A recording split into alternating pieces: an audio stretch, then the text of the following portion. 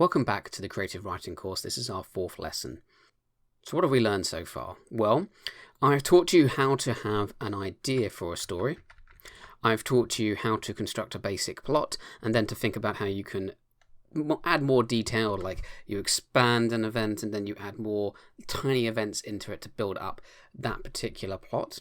We've also talked about what makes good characters, what makes bad characters, thinking about the types of characters, things in the background, that sort of thing. And how to, bring those characters together and how to plan an arc for them and make them quite appealing to your readers. So well done for reaching this milestone. So today, our fourth lesson, we're going to be talking about what you do next, and that is to think about having a setting. So what is a setting? Now, you probably think it's fairly obvious. You're probably going to say something like place and time, but it's a little bit more complicated than that. Now, the first thing is location, and the second thing is time/history. And time is obvious. You have a time scale for most stories, and that's part of the session.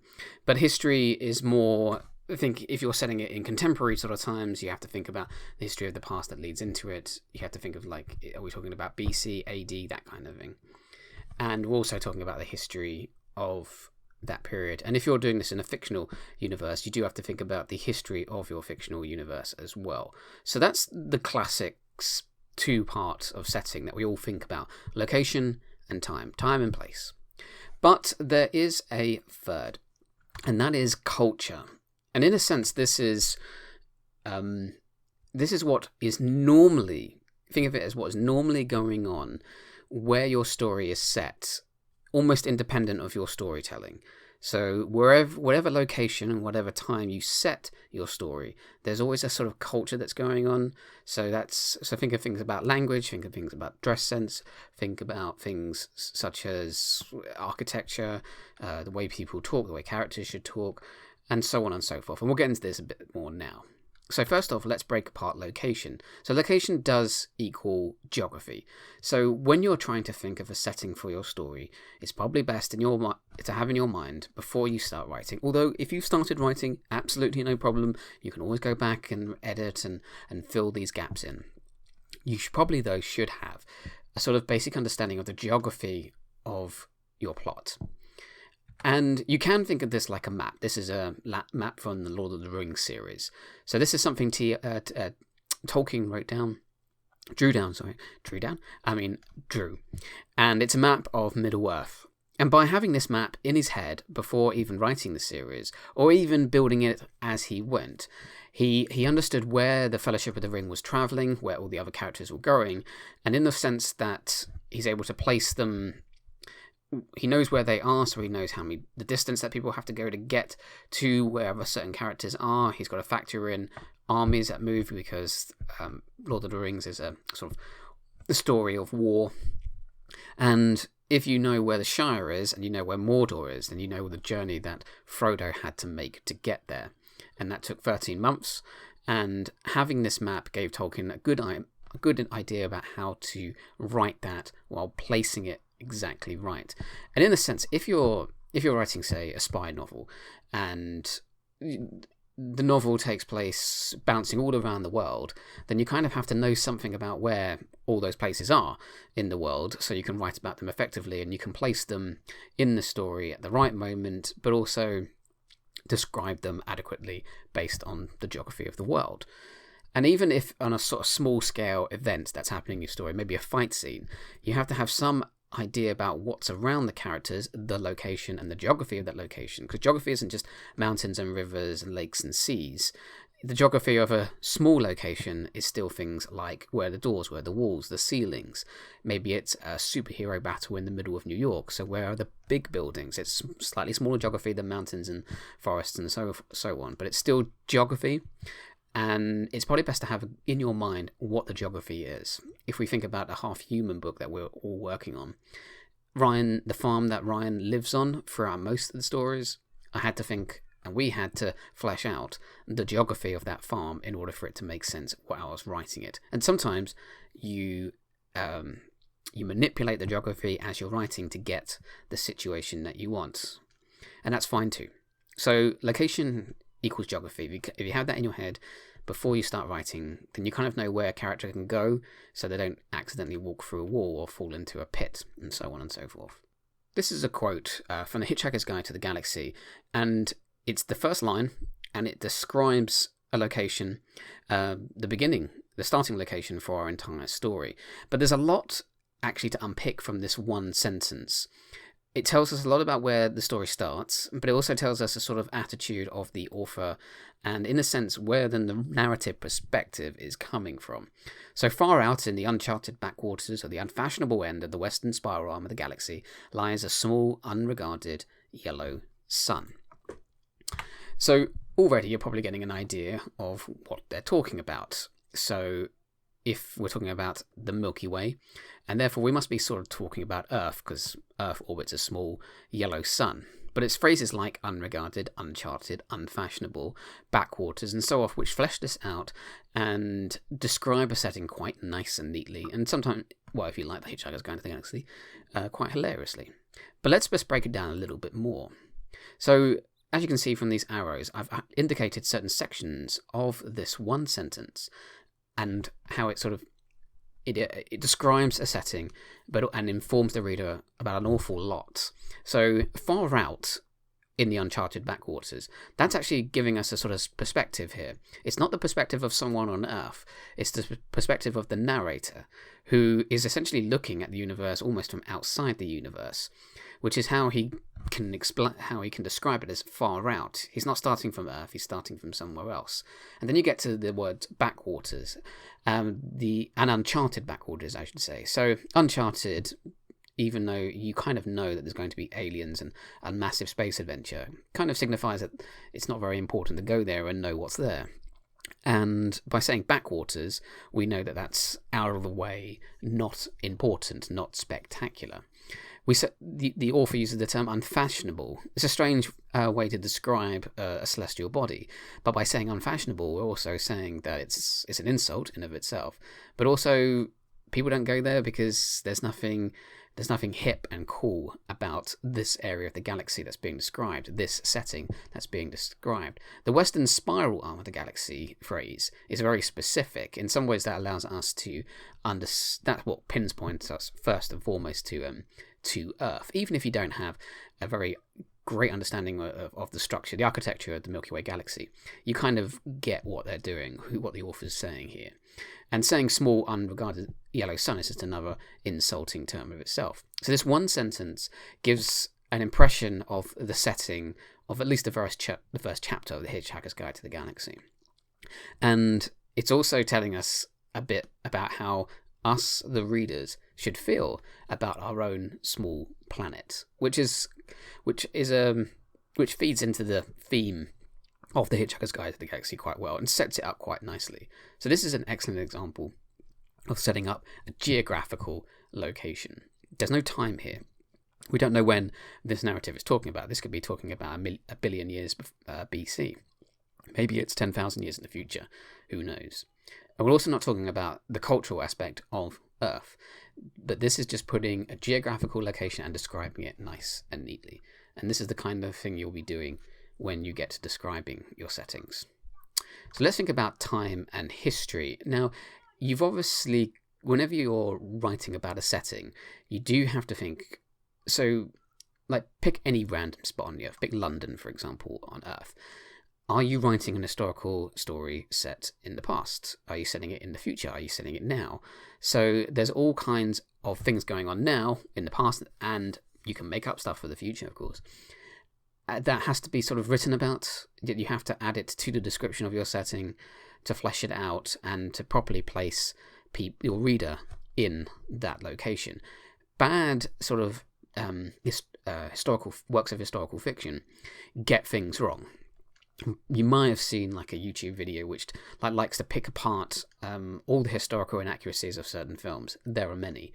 Books can take the time to flesh out details a bit more, and a lot of writers of historical fiction like to understand history as intently as possible in order to write the best kind of books.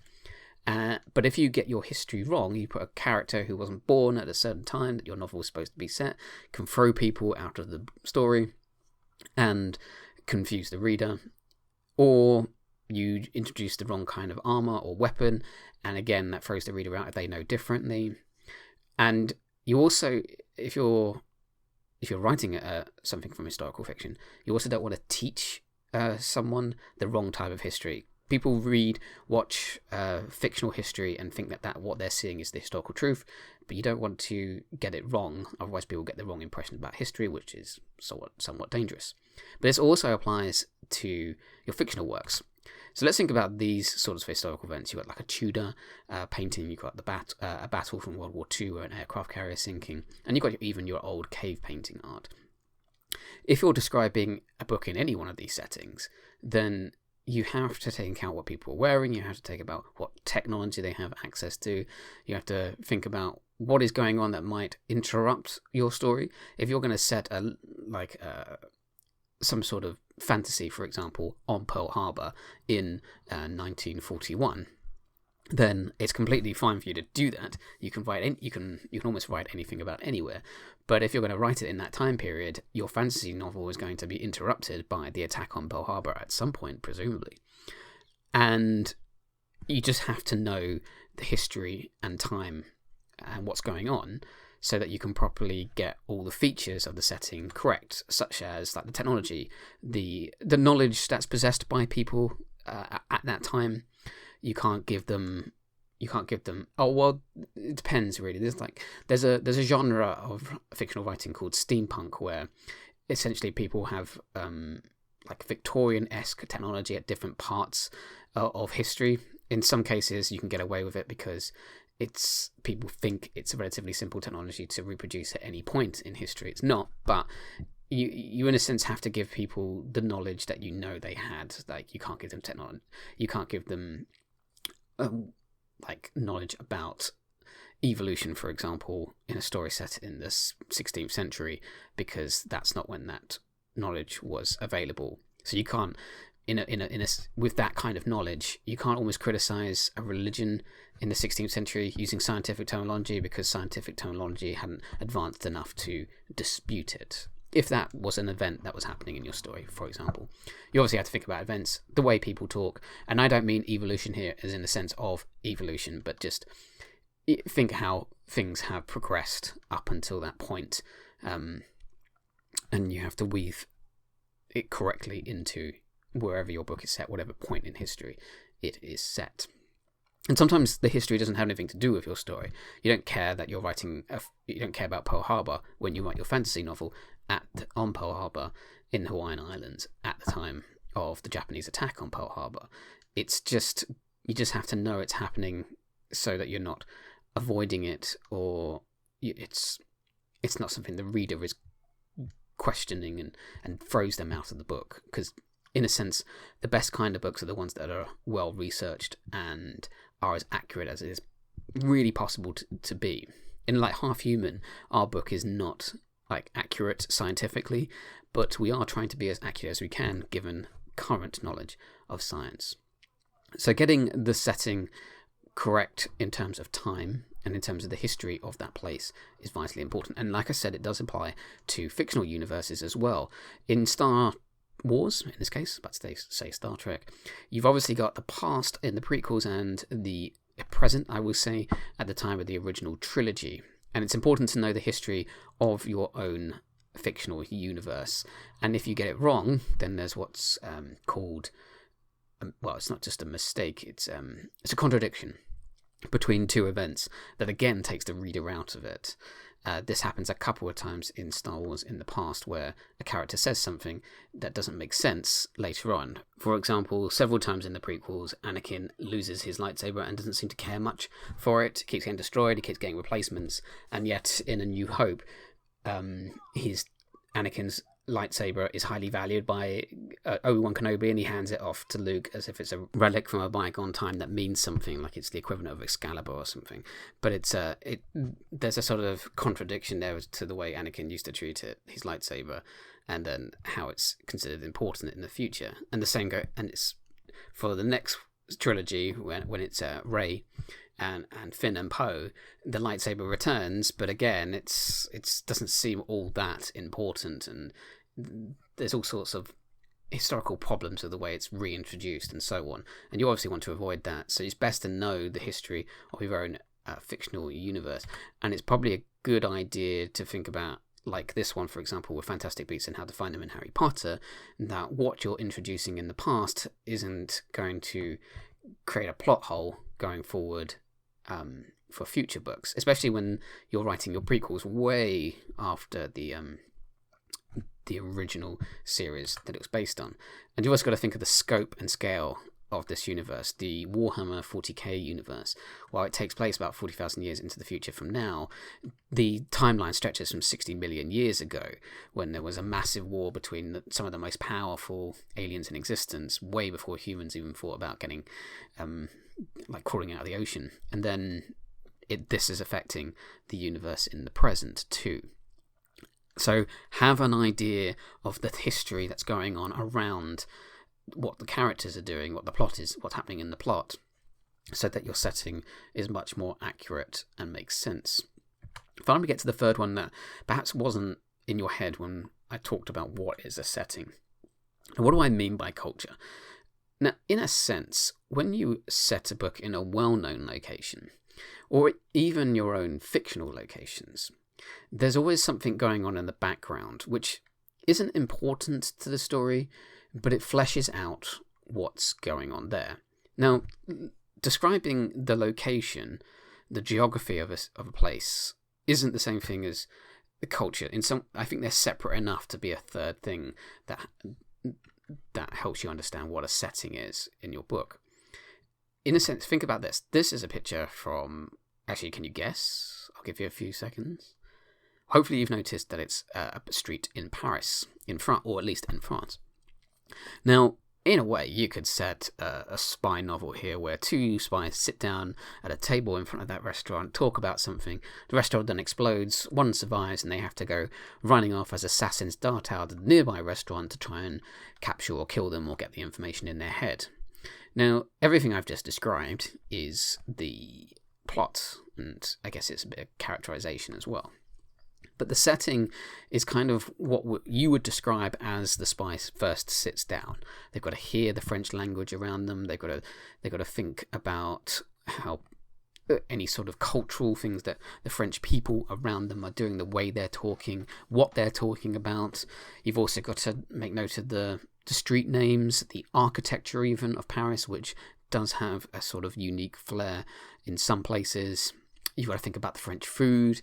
And these things are inconsequential to the plot I've told. It doesn't matter what kind of food he's eating before the restaurant explodes.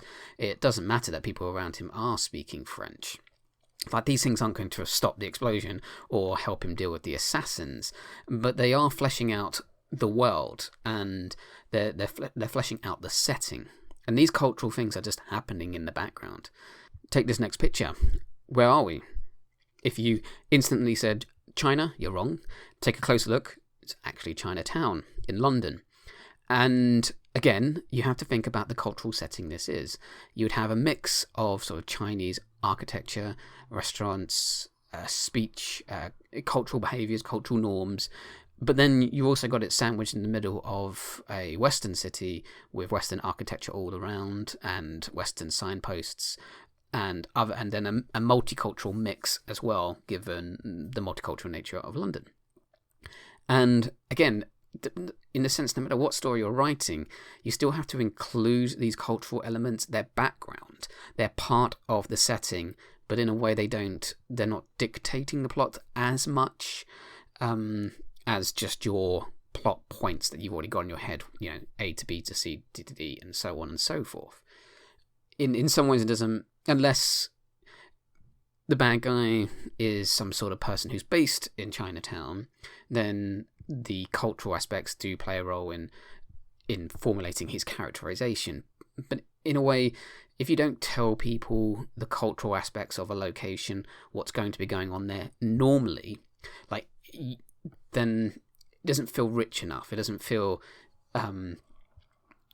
like it's a place that they could actually go to, which is what you want your reader to feel. You want to use all five senses, essentially. Now, I will say that sometimes, especially in action sequences, the action can't be slowed down by continually describing every like nook and cranny of a location and all its sort of interesting historical details, and certainly all its cultural details, you have to move fast. And that's where you use slightly like very like almost short, dense description elements. You don't have to describe everything, but if you give people an idea of what's around them, their brains will fill it out.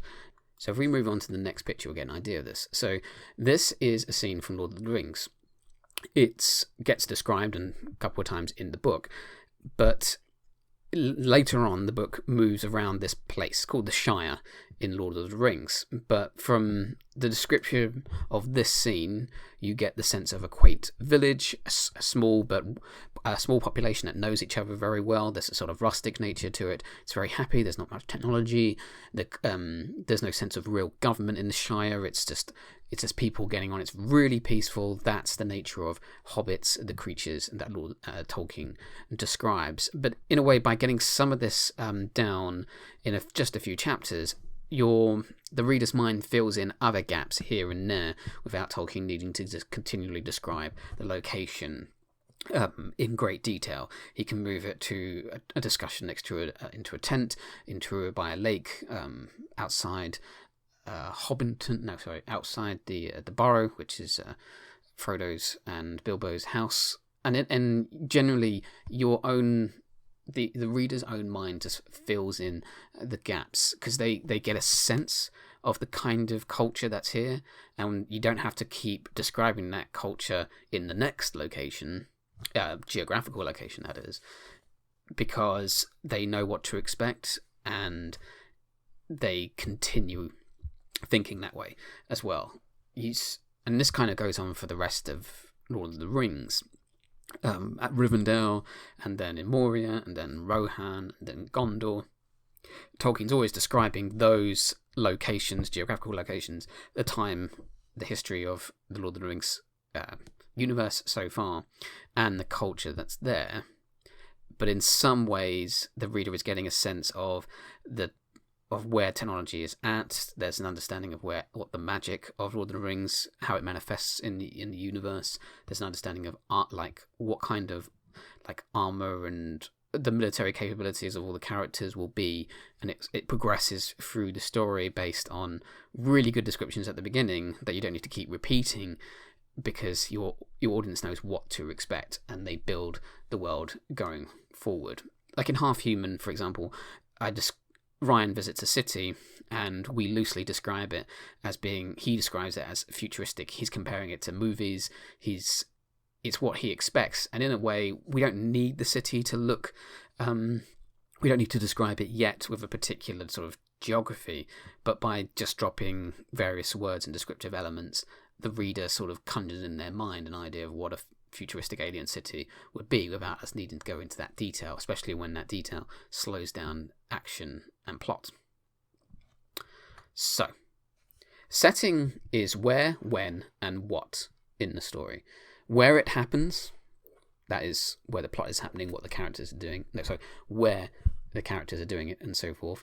When it happened, and what is happening there, independent of your storytelling. Just it's the stuff that is going on regardless of what your characters are doing. And if your characters weren't there, in a way you have to have in the back of your mind that life goes on in that location. And there is one last important point that you have to understand about your setting, and that it doesn't always bow to the whims of the narrative and even yourself. Nope, definitely not. Choosing a setting that you want, which is fine, I'm not saying you can't do that, but sometimes it means changing the story that you want, because form defines function.